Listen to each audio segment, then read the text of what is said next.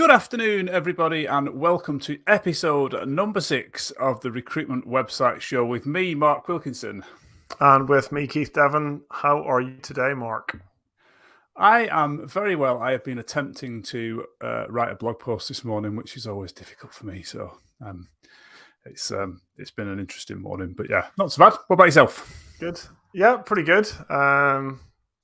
Nothing exciting to report, really. Lots of kind of maintenance-y type work at the minute for me. Yep. But actually, no, Good. we do have a build. We are building a website. I'm finishing off the designs for one, so it's getting close now. Hopefully, launching that in the next week or two. So excited to get that one finished. And it's a recruitment website, which is It interesting. is a recruitment website. Yeah, of course. Yeah. So on to today's topic.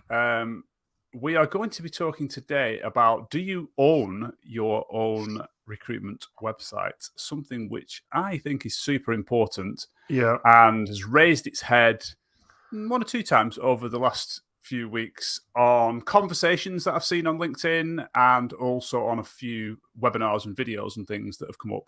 I think it's quite an important topic to look at.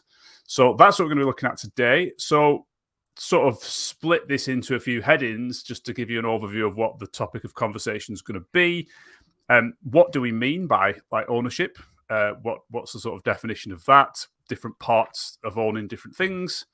What are the dangers of not owning your recruitment website? And finishing up with some of the many benefits of using open source software and how that may be able to help you. So that's kind of where we're at. So before we just start, if you're new here, then thank you very much for joining us. We are live on the LinkedIn and YouTube, and this also goes out as a podcast as well on the Recruitment Website Show.com, I think it is. I'll have to check. It's a while since I visited it. Yeah. So if you want to listen to it as a podcast, if you are listening to it not live as a podcast, then thank you very much. If you are listening to us live here on LinkedIn or YouTube, say hello in the chat. It would be really nice to get a comment from you to see where you are. And if you have any questions, then please let us know. There we go. Keith popped the link to the website on the screen. Yeah, questions are always good. Love taking questions. So please let us know if you've got any questions. And do consider subscribing if you're on YouTube. It would be good to get you as a subscriber. So, what do we mean, Keith, by website ownership?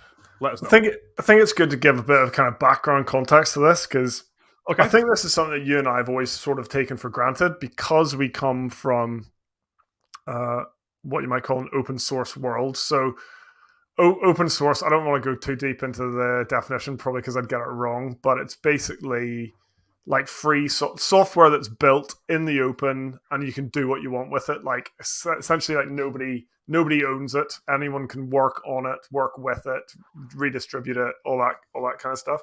So because we've worked with WordPress, we've been involved in this kind of open source world for all of our career so far.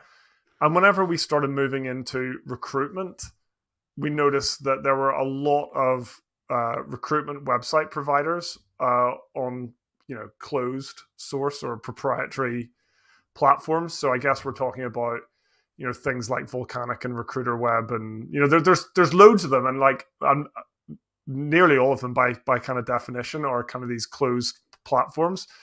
So it suddenly became kind of almost like a point of differentiation for us that we were different to that. And I guess there's been a bit of soul searching for us, is like, do we want to create a platform that, like Volcanic, which is kind of closed and you sign up to it and you pay your monthly fee and you get what you're given, or do we want to kind of embrace the open source nature of WordPress and keep it free?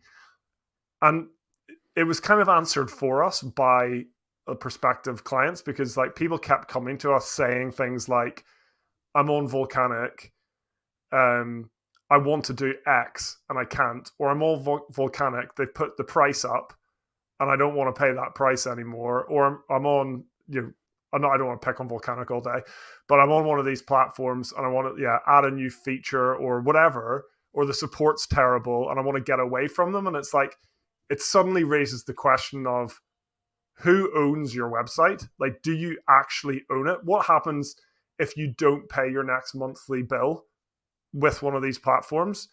Is it all gone? Is your website gone?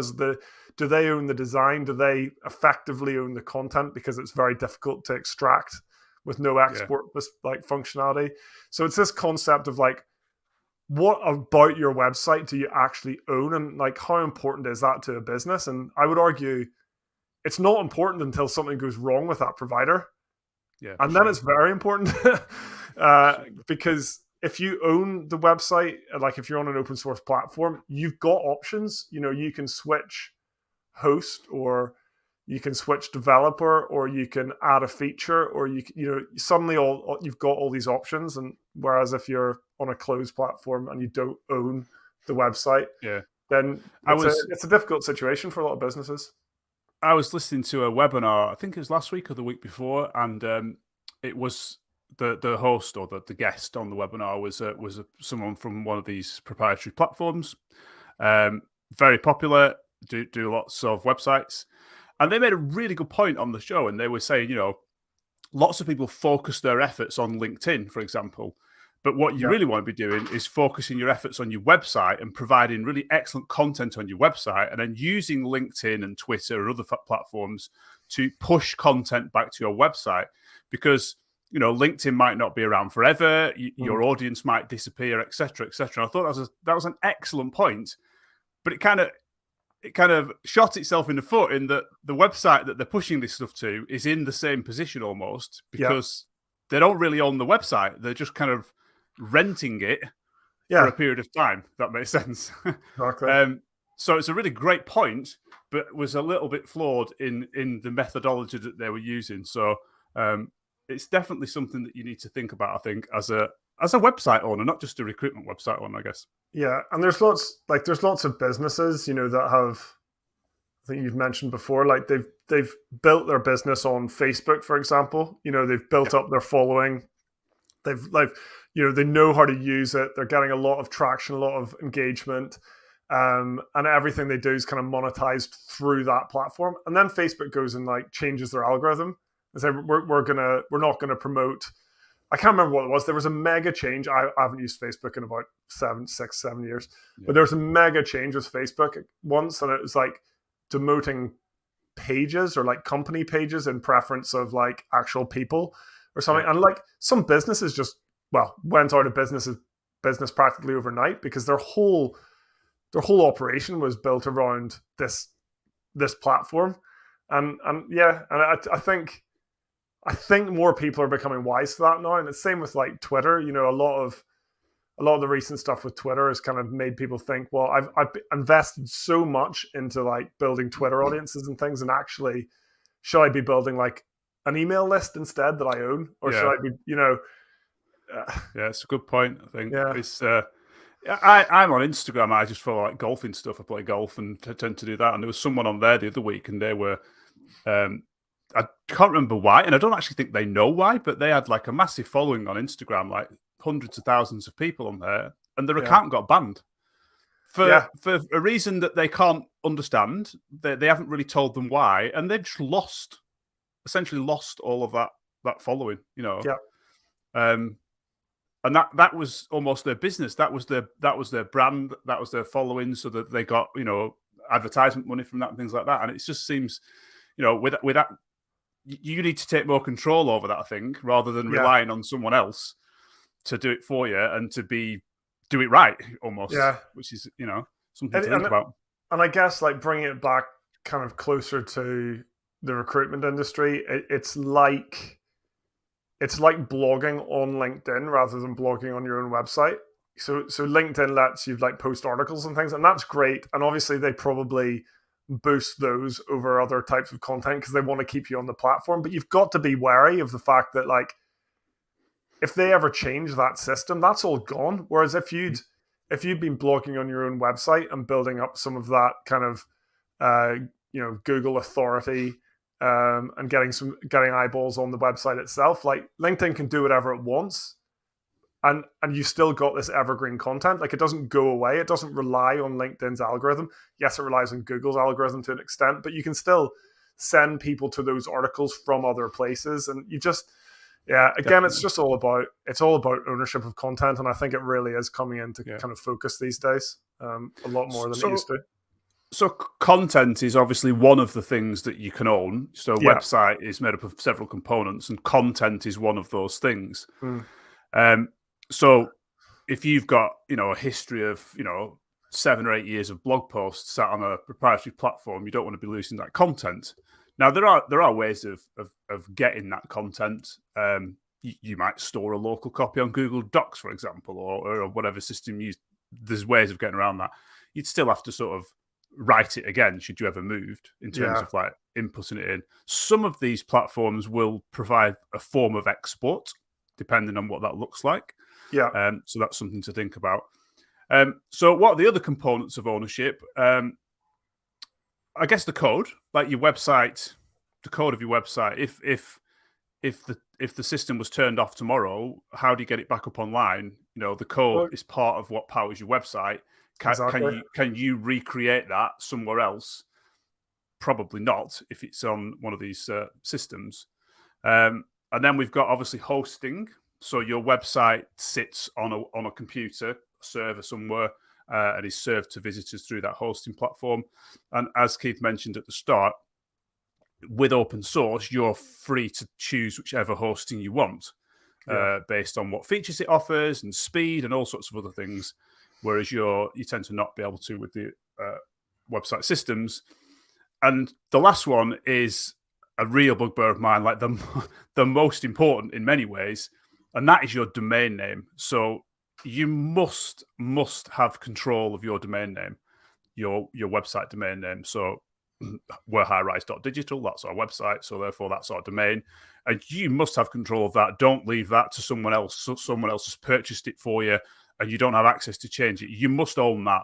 That's your your crucial part. At least you can go somewhere else, take that domain and do something completely different. And I would say, sorry, Mark, I would just say that's still the case if you're using open source, because you can be using a platform like WordPress, but you've relied on a developer to buy your domain name and manage your hosting. And we would always recommend that you own those two things as well. Like, definitely, if you can fall out with anybody in this world, or they can, you get hit by a bus, or anything like that can happen. And those are the keys to the kingdom, and you need to own them.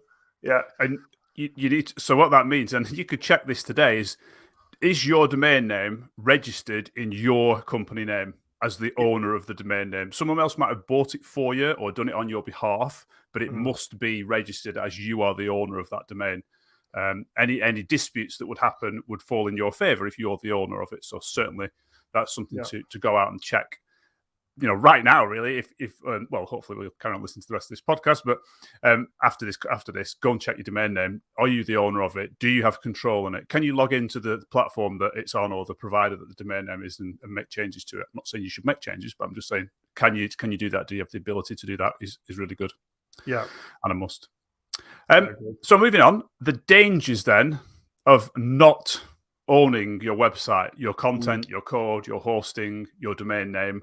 What are the dangers of those, not having those things? Yeah, I think we've probably mentioned most of them already, but just to kind of go over them again. One of them is if the platform you're on goes bust, that might be a problem. Just 2 seconds, Mark. I've got someone at my door.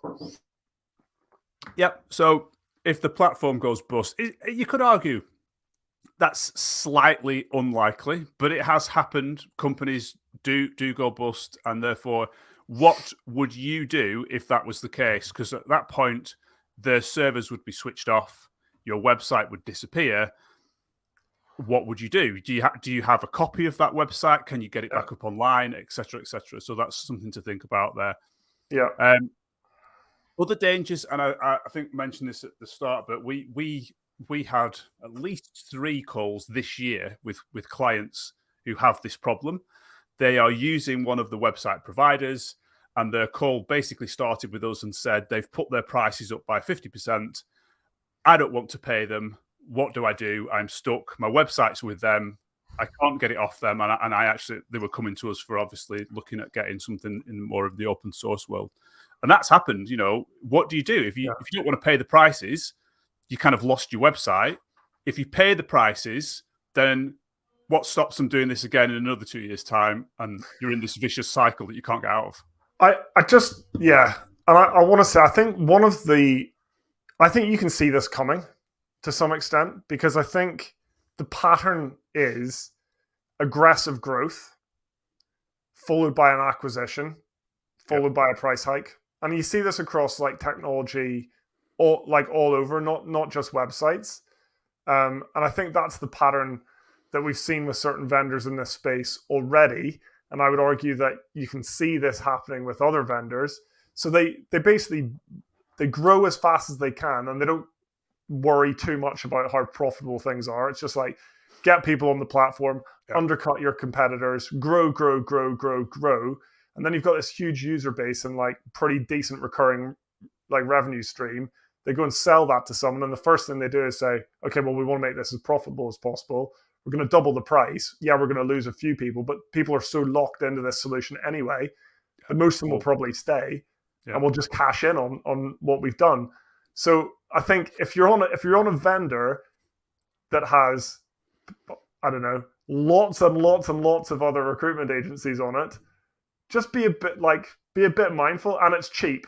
Like, just have a think about those two things, and are they scalable or are they sustainable in the long term? Because if they're not, the chances are at some point they're going to want to cash in on that investment they've made, and they're going to do that by, I don't know, either reducing the kind of level of quality of the service or putting the price up, or in some cases, both at the same time. So yeah, definitely. I think that's a really good point. I think other dangers would, and this is stuff we've heard so many times. We're not sort of making this up, if that makes sense. We've heard it from so many people who've contacted us.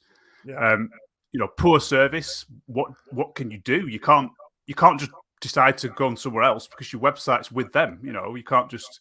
It's not like broadband provider where you can just say, I've had enough of your service, I'll go on with this provider, and then you do a switch and everything's rosy. You can't do that because your website's stuck with them. And features, if you're on one of these platforms, they offer you a variety of features. Some of them are excellent. They do what you want them to do, and that's why you've gone with them. Perfect.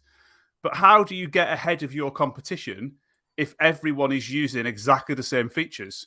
So you can't develop new ideas. You can't introduce new features to your website because you're on this piece of software that does X and Y, and that's it. And unless the company that you're hosting with or that you're using introduces that feature for you, you can't use it. And if they introduce it for you, then they've also introduced it for everybody else that's using that feature, that platform as well. So therefore, you can't get a competitive advantage. Yeah, exactly. And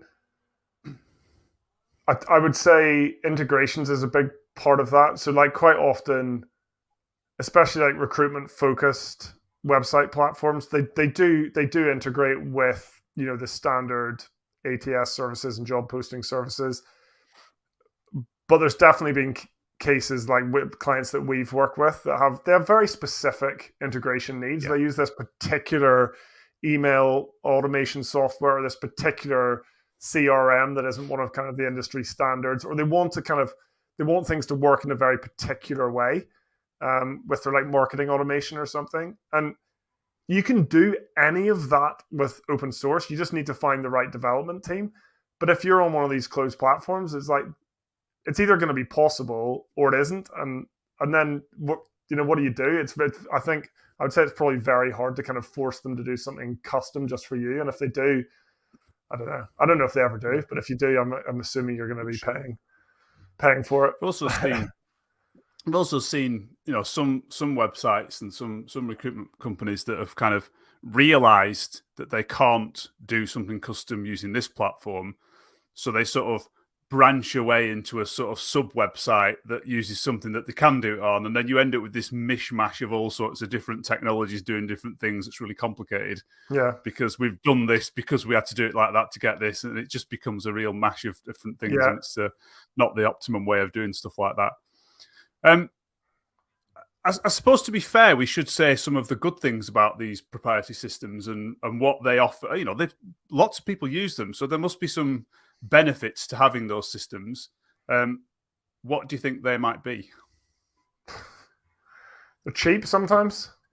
Yeah, I think cost is a big factor, isn't it? Especially upfront costs. Yeah. So often sometimes it's a small lump sum to sort of get set up and started, and then it's an ongoing cost which is relatively cheap. You know, they range from like 99 quid a month to sort of $2.99 a month, $299 a month, depending on what platform they have and what they offer.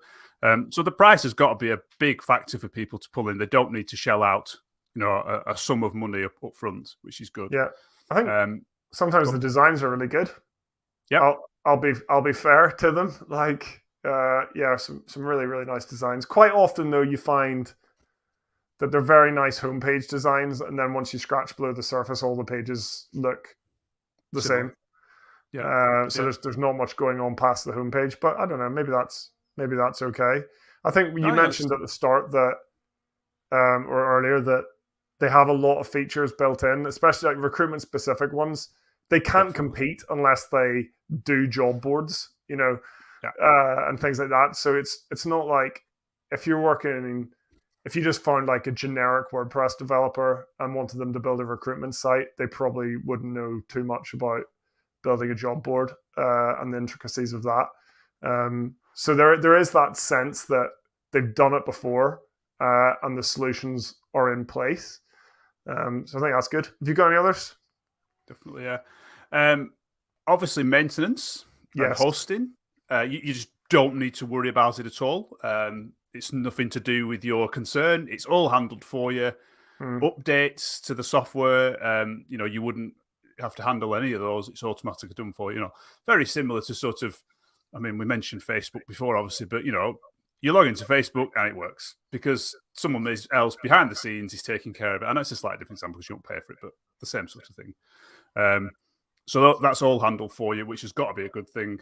Yeah. So there are benefits to it for sure, definitely are. And I think just coming back to the designs, I have seen some really nice design sites, and actually not just homepages from some of the providers. They do, you know, provide some good stuff. So there's definitely some advantages to it for sure. It's not all doom and gloom, but there are it's not. And big issues with them that, you know. Most of the issues that we've talked about are like they're not inherent issues with closed source. They're specific issues to specific companies. Like not all closed source platforms have major price hikes that seem unreasonable. Not all of them have poor service. I don't know how flexible some of them are in terms of custom development. I think that is probably one where they will fall down more often than not over an open source provider. But in a lot of ways, I think it's more about the company. But then all of the stuff we've talked about with ownership still comes in. So like if any of those bad things happen that we listed, you're not in a great position, I don't think. Sure. Some might be better than others. So for example, like you said, I think some closed platforms have content export facilities. Some don't. Like I know, I think we did a Squarespace to WordPress conversion once, and they do have an export of sorts. I don't know if we used it in the end because the data format wasn't maybe quite right. We did use it, and then we had to format each post, didn't we, to make it work with WordPress. But it was a really good head start for sure. Exactly. To go make it work. But I do know that, for example, Volcanic do not have an export facility. Yep. And I just think I don't know. I think that tells you a lot about the platform personally. But there you go. Okay, so let's finish off by we've obviously talked about open source, and we are massive fans of open source. So benefits of open source, why we think it is a really good option to go with. Yeah, and I think for me, the biggest benefit with open source it's got to be flexibility. Like you own the website, so all those when we talked about ownership, those four things: content, code, hosting, and domain name. You don't own the hosting, but you own it the in the hosting sense that you account. can move it wherever you want. Yeah. It's yours to do with what you want. So, Yeah. you're flexible. You can literally do what you want with it. You can move it around every week if you want. You can keep it where it is. You can change it. You can literally do what you want with it because it's all yours. And that's got to be one of the biggest benefits that you can come up with in terms of like getting ahead of your competition, which has got to be a good thing. So I think flexibility is a massive benefit for open source, definitely. And that doesn't mean to say like you as a recruitment website owner or editor can do all this yourself, but there will be numerous companies that will be able to help you with this. So if you're using company X and you decide that they're not up to scratch, the relationship breaks down, you will easily be able to move to someone else who can look after it for you because it's in an open source and everyone can see what's going on essentially, which has got to be a good benefit. Yeah. What others? I think it can be very, very cost effective to go open source, and there's a number of reasons for that. One is that if you're using something, for example, like WordPress, the software itself is free. Like you could go and download WordPress from WordPress.org right now, and you don't put in a credit card. You just literally download it to your machine and do whatever you want with it. So the software itself is free, and that's like a huge. Like WordPress is a powerful bit of software, and it's like it's mature and it's pretty amazing. On top of that, you've got this massive ecosystem of extensions, which we call plugins. And like there's, I don't know, I'm going to guess, but there's going to be something like 70,000 of those on the free repo, never mind all of the third-party kind of paid premium ones as well. And it just lets you do nearly anything you can think of. What is it? 60,463. Yeah, I thought it was around that. I thought it was 67. Yeah. So there's, I mean, if you want to do it with WordPress, someone's probably done it before. So you can maybe find a code snippet, or you can find one of these plugins, or, and this is the other reason it's cost effective, is there are thousands of WordPress developers in the world. So if you want, you can find someone in the Philippines to do this for you if you want to kind of do some kind of price arbitrage kind of stuff where you find developers like not in the UK or US, somewhere where the wage is a little bit less. But yeah, it's basically nobody can hold you to ransom over development because you've got to kind of price things reasonably or else someone else will. So it's like again, it's the flexibility and the options thing. So cost effectiveness and I haven't put this on my list, but just thinking about it, that also comes with like timescales, like savings. So this stuff is done. So for example, you install WordPress, and if you're a recruiter and you're doing it yourself, or you're getting a developer to do it kind of cheaply, I guess, the next thing that they could do is just install one of the job board plugins, of which there are, I don't know, there's one that we use all the time, but there's like a handful of others that are probably just as good. And within minutes, you've got a website with a job board on it, and it hasn't cost you anything yet. It's amazing. Like, and what else can you say that gives you that kind of flexibility and speed? So yeah, cost effectiveness and speed, I think, two big ones. And then for me, the last sort of one is new features and integrations. So you're not locked down. You can dive into. I'm saying you. Maybe not you as the website owner, but someone that you hire, and we've mentioned there is loads and loads of these people, can jump in, dive into the code, and start doing stuff. WordPress, the possibilities with WordPress are practically infinite. You can literally do anything. We focus a lot of our work on integrations with multi-posting job services, and we've built something that works with that. You could do something similar, with other platforms and things like that. It's all available to you. So if you want to build a new feature, integrate a new service, then the options are always there for you. The answer isn't no, like it perhaps would be sometimes with those proprietary softwares that you might be using. It might be difficult to do, but it's certainly an option that you can do. I know with one of our customers at the moment, we get lots of Trello cards. Could we do this? And the answer is, well, always yes, we can do this. We can always do this. The answer is yes. The question then becomes as to, is it worth doing it? Because it's going to take this long and cost this much, and therefore that might be fine, or it might not be. So the answer is always yes, we can do it, which is great stuff when you're using something like WordPress. Yep.